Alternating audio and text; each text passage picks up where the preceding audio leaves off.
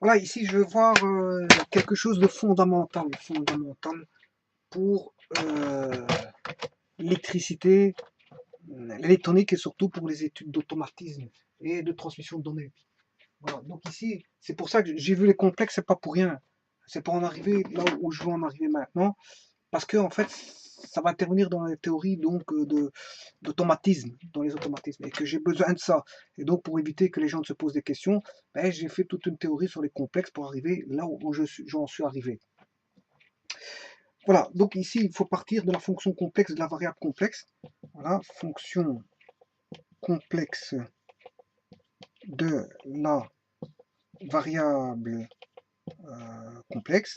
Rappelez-vous, rappelez-vous que à un Z, je faisais correspond à, si vous voulez, un f de z. Donc à un complexe, je faisais correspond à un complexe W. Donc j'avais d'un plan complexe, je plaçais bien sûr un autre plan complexe W. Voilà. Donc W qui est égal bien sûr le Z, qu'est-ce qu'il valait? Mais c'est une fonction en xy bien sûr plus j de v de xy. Par contre, ici il faut que je voilà ce qu'on voit. Non, il faut que je recale encore un petit peu. Voilà. Voilà. Donc ça c'est une fonction complexe à la variable réelle. Bien sûr, vous aurez compris qu'avec z qui est un complexe qui est égal à x plus yj, voire vidéo précédente qui explicitait, je veux dire, un petit peu la fonction complexe de la variable complexe. Bon, j'ai pas pris d'exemple parce que j'en ferai plus tard pour des fonctions uniformes. Voilà, je prendrai des fonctions uniformes et je ferai voilà, des transformations du plan des z vers des plans de w. À partir des plans des z, une transformation des plans de w par rapport à une fonction connue uniforme, bien sûr. Voilà, à partir de fonctions connues. Bon, maintenant, si je prends le cas particulier, si f de z est égal à l'exponentielle de z, là, on tombe sur quelque chose de fondamental pour les explications des théories des signaux. Mais je l'expliquerai dans la théorie des signaux quand je verrai la théorie des signaux, mais je vais le développer ici. C'est ce qu'on appelle la formule de l'air. La formule de l'air. Donc, si je prends f de z est égal à l'exponentielle de z, je vais définir une fonction qui est la formule de l'air. Donc ici, par définition, je vais prendre e de z qui est égal à e de x fois cosinus y plus j sinus y. C'est-à-dire que ici, je dois bien rentrer de variables xy, hein, hein. Voilà. Mais ici, le y, il va ici en argument, voilà, et le x, il va tout simplement en exponentielle. Voilà, deux variables xy. Voilà comment est définie, si vous voulez, la formule de l'air. Voilà. Et donc, si je fais le module de E de Z, en fait, ce sera tout ça, tout bonnement E de X. Voilà. Fatalement, parce que lui, il va donner cos carré plus sin carré. Ouais, parce qu'on a vu que le module de le module de Z1 fois Z2, c'est égal au module de Z1 fois le module de Z2. Voilà, donc on a le module de E de X cosinus Y plus J sinus Y, voilà, à chercher le module, ça revient à rechercher le module de E de X et le module de cosinus Y plus J sinus Y. Mais ceci, c'est du Pythagore, ça va donner 1. Donc il va rester le module de E de X. Et le module de E de X, mais ça fait E de X, tout simplement. Donc le module de E de X, c'est E de X. Bon, maintenant, voyons voir l'argument de E de Z. Que vaut son argument de E de Z? Eh bien, on voit bien que l'argument est donné par le Y. C'est l'Y qui va former l'argument du complexe. Puisque, en fait, on retrouve le cosinus et sinus sur, enfin, l'angle sur cosinus et sinus. N'oubliez pas que ça peut s'indiquer 6 CJSY. Hein. CJS cosinus J sinus Y. Voilà, ça peut s'écrire comme ceci. Voilà, c'est E de X. Voilà. Et ça, c'est comment, par définition, on définit l'exponentielle complexe. Bon, maintenant, je vais voir la formule d'Euler à partir de l'exponentielle complexe. Pour avoir la formule d'Euler, c'est un cas particulier de ça. Il suffit de faire x égale 0.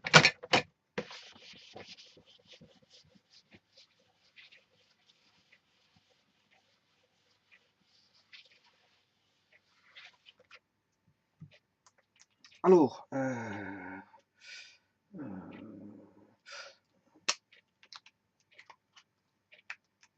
tout d'abord, je vais calculer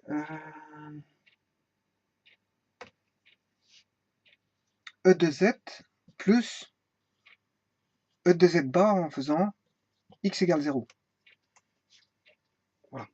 Donc, si je prends ceci, voilà, je vais remettre ici pour mieux voir cosinus plus j sinus, hein, sinon on ne verra pas. Cosinus y plus j sinus y. Voilà. Si je prends ici E de z, avec x égale 0, E de 0, ça fait 1. Puisque je prends x égale 0 en cas particulier, je vais avoir 1. Donc je vais avoir cosinus y plus j sinus y. Donc en prenant x égale 0, c'est cosinus y plus j sinus y au niveau de l'exponentielle complexe. Voilà. Maintenant, si j'additionne à, comment est-ce qu'on appelle ça, au conjugué de z, à l'exponentielle complexe, mais toujours en prenant x égale 0, ben, j'aurai là 1, E de 0 ça fait 1, et il va rester cosinus y moins j sinus y, plus cosinus y moins j sinus y. Voilà. Si j'additionne les deux, qu'est-ce que j'ai? Mais ces deux-ci vont s'annuler parce que c'est deux opposés. Il va rester 2 cosinus y. Donc si j'additionne les deux, il va rester 2 cosinus y. Bon, ce qui veut dire que cosinus y, c'est égal à E de z plus E de z bar, le tout sur 2.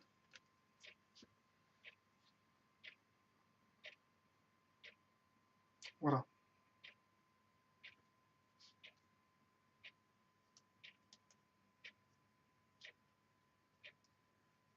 Voilà. Bon, mais cosinus y, bien sûr, on a dit que x valait 0. Donc j'ai x, z c'est x plus y, j. Voilà, plus E de x moins yj, bien sûr, avec x qui vaut 0. Donc si lui tombe, il va rester E de yj et E de moins yj. Voilà. Donc, si je l'écris à part, en aparté, voilà, je l'écris en aparté, la formule d'Euler va donner déjà pour x égale 0, ben, le cosinus y. Je viens de calculer le cosinus y qui est égal à E de yj plus E de moins yj sur 2. E de yj plus E de moins yj de tout sur 2. Voilà. Maintenant, faisons le sinus. Le sinus, toujours pour x égale 0. Voilà. Mais pour avoir le sinus, là, il faut que je traite, bon, non pas la somme, parce que ici, EZ plus E de Z bar va me donner 2 cosinus Y. Voilà. Pour avoir le sinus, il faut, si vous voulez, soustraire. Soustraire, et là, je vais avoir le sinus. Vous allez voir tout de suite. Toujours pour x avec x égale 0. Hein. Fatalement. Bon, EZ, je vais chercher x égale 0, la fonction exponentielle, ça fait E de 0, ça fait 1, et il va rester cosinus y plus j sinus y. Voilà, ici il y a un moins, je vais soustraire. Soustraire quoi? Ben, on va soustraire cosinus y moins, donc E de z bar qui est le conjugué, E moins j sinus y. Voilà, en faisant ça, qu'est-ce que j'ai? J'ai cos y moins cos y qui vont tomber, et on va voir j sinus y moins j sinus y, ce qui fait 2j sinus y. Donc on va voir 2j sinus y. Voilà.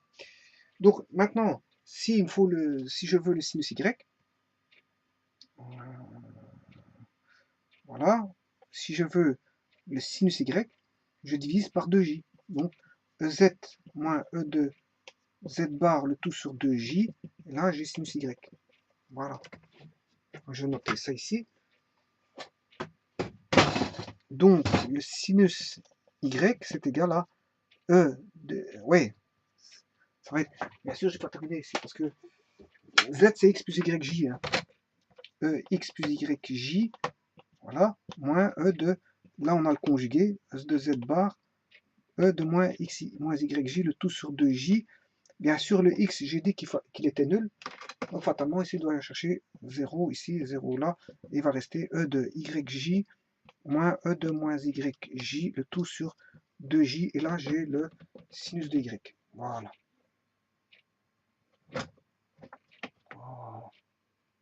Bon, je vais le noter ici en aparté aussi.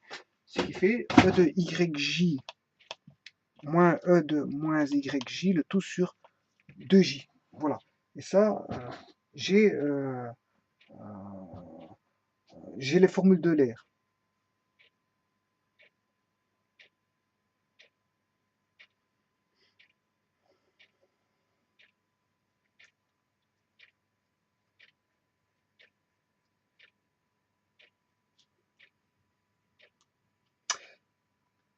Là, maintenant, je peux, à partir de là, faire des calculs. Hein. On remarque tout de suite que si je fais la somme des deux, cos Y plus... ouais.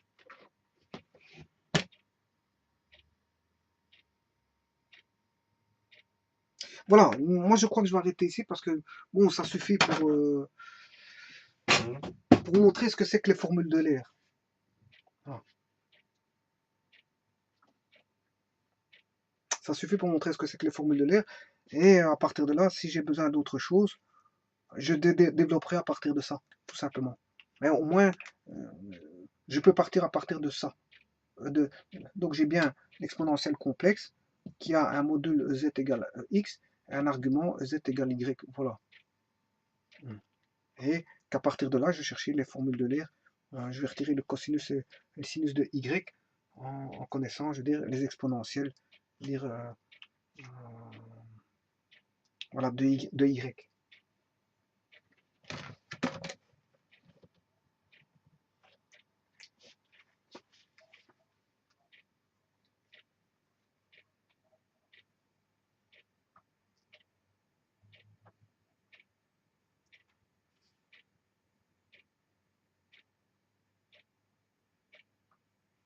Maintenant, je vais bien tenter le calcul que je voulais faire. Hein. Bon, si je fais cosinus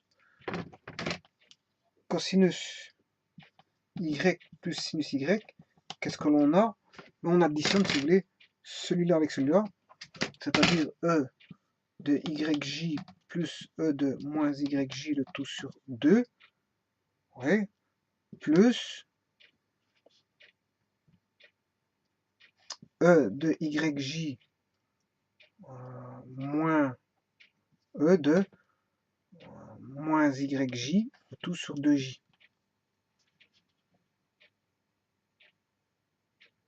Voilà. Effectivement, ça va rien donner parce qu'ici, si je multiplie par J ici, je me dois multiplier par J, le J faut tomber et on va retomber sur E de YJ plus E de YJ, on va retomber, celui-ci va tomber et on va retomber sur 2 E de YJ, le tout divisé par 2, ce qui fait E de YJ. Ah ben voilà, c'est ça, la formule de l'air, c'est ça.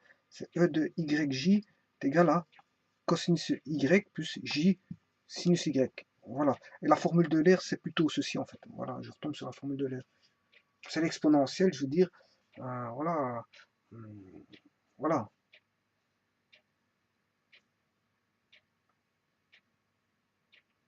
C'est la formule de l'air, c'est l'exponentielle qui permet d'écrire ceci, si vous voulez.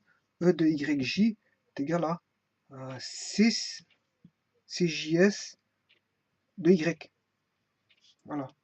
Donc par une exponentielle, j'exprime un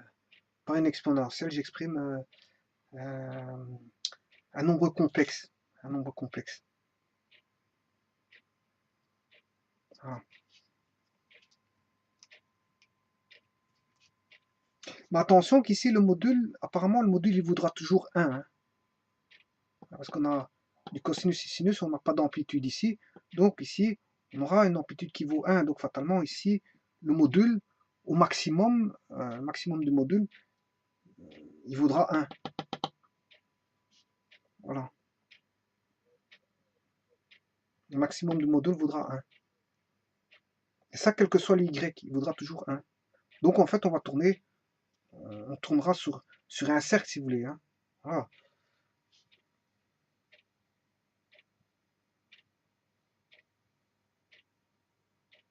Voilà.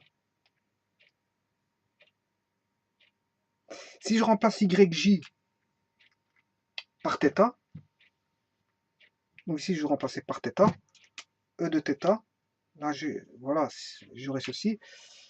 Mais voilà, si je prends l'angle de 0, E de 0 ça fait 1. Voilà. Ici on voit bien que on a affaire on a affaire à du périodique. Hein. Donc fatalement lui sera périodique aussi. Voilà. Pour 0, voilà, on aura, voilà, en fait, ça va tourner autour d'un cercle. Voilà. Mais en tout cas, on a la formule de l'air qui est là et qui va beaucoup nous aider pour les calculs, je veux dire, les traitements de signaux. Voilà, je vous remercie beaucoup.